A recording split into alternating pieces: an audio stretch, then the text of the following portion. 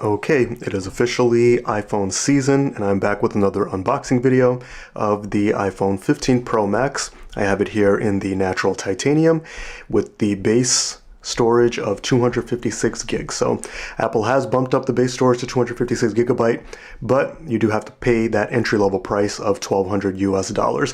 For me, that was not too much of a problem because for my 14 Pro Max, that happens to be the amount of storage that I was using anyway, 256 gigs. So we'll get right into it. I did choose the natural titanium. It's one of the new colors. Usually I go for the black or the graphite, but this year I thought I'd try the lighter color. I did used to have the 12 Pro Max in silver, white silver, and I did like that color. So we, as usual, have two pull tabs. And that's the second one. And we'll go ahead and unbox and see the first impressions. And there it is in the natural titanium color. That actually is pretty nice. It's a kind of a gray silver kind of color on first impression. And let's get it out of the box and hold it for the first time. Yeah, wow, I can tell that it is lighter. So now, of course, with the 15 Pro Max, we have the titanium sides, which you can see over here, the change in material from stainless steel.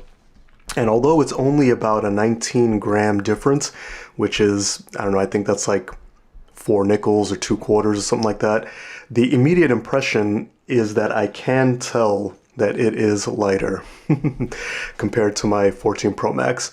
Well, the difference is not huge, but it definitely is noticeable on the first impression. So let's take a closer look at the titanium sides. There is the power button. And of course, the next change on the bottom is the USB-C port with the speaker hole cutout and the microphone cutout. We have the volume buttons, nice as clicky as always on the left side, and the new action button that replaces the mute button. So before we take a closer look at the phone, let's see what's in the box. And we do have a new USB-C to USB-C cable, charge cable, and it is braided, which is nice. So that is one of the things that I'm looking forward to with the 15 Pro Max. Obviously, year-to-year upgrades for the iPhone and most technology nowadays is not too much. There isn't a lot of changes. So, but with the 14 Pro Max, which I didn't review last year, I didn't think there was that many significant changes compared to the 13 Pro Max. There was the dynamic island and the 48 megapixel camera. The dynamic island was nice, but the camera I didn't think was such a huge bump up. It was still clearly cell phone photography. But this year with the 15 Pro Max, I think Apple have made some nice changes that I'm looking forward to testing out. So we do have the usual paperwork and white Apple sticker, which I never use. If Apple wants to save the environment, maybe they can save some paper and get rid of that sticker. But maybe some of you really like that sticker, so maybe not. Let's set the box to the side. That's all we get as usual, and I will peel off the screen protector. Nice. And as I speak, I will power that on. So yeah, first impression, it is lighter than the 14 Pro Max. I know that Apple have also shaved a tiny bit of height off of it and width off of it by reducing the bezel size. So they've been able to reduce the bezel size and shrink the dimension of the phone very slightly, but that's also appreciated because I do use the Pro Max phones and they are gigantic. So any little bit of weight savings and dimension reduction is appreciated. So here's the first look with the screen on. It is looking good. So yeah, I'm going to set that up and I'll be right back. Okay, I'm back having set up the 15 Pro Max. I went ahead and put on a screen protector and I have everything restored and set up.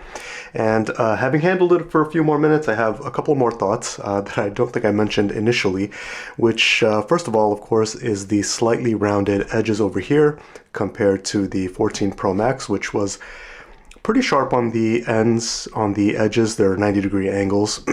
So Apple have curved it slightly here. Now, if you're someone that wears a case, like I always do, I have the much maligned fine woven case over here. I always wear a case. If you have a case on, then compared to the previous last few years phones, you won't really notice much of a difference because the case is already kind of softened up the edges over there. But that being said, that does make it nice to handle. Like I said initially, the lighter weight is noticeable as well. So I do think that those little refinements are kind of nice compared to the 14 Pro Max. Moving on to the natural titanium color itself, usually I go for a darker phone. I have the space black here, of course, and I've had the graphite phones of the past, but the natural titanium color is nice. It's kind of like a warm gray. It's mostly gray, but in some light it does have a little bit of warmth to it. Like if I have the light shining over here, you can see kind of a warm undertone. And of course, natural titanium frame is pretty much kind of the same color as the Apple Watch Ultra. So I think that about does it for my first impressions. I do like it. The sides being matte does collect some fingerprints that you can see if you look at it up close, but it doesn't get as greasy or shiny as the 14 Pro Max. See, if I rub my finger across, you can see the fingerprints there, but of course it being matte over here kind of masks that a little bit. So overall, pretty nice. I'm happy with my choice in color. I do think that I will keep the fine woven case as well. And I think that's about it for my unboxing and first impressions. Looking forward to using it over the next couple of weeks and most likely for the following year. I don't think that I'll be returning this. Planning to give my 14 Pro Max onto my wife. So I'm looking forward to seeing the changes and updates, and maybe I'll have a review video coming up in a few weeks. I hope that helps some of you out there, and thanks for watching.